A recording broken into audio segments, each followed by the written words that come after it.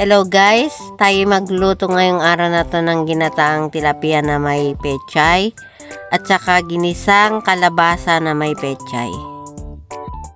Nilalagay ko na yung luya, yung sibuyas, yung bawang, tsaka nilalagyan ko na rin yung suka, tsaka taba ng baboy, tsaka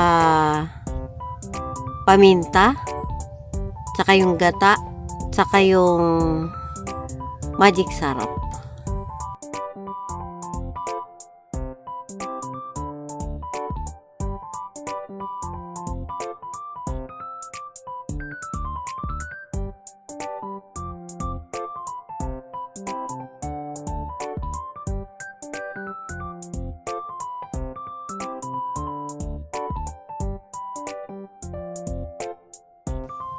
Ito na po yung finished product ng gulay na ginisang kalabasa.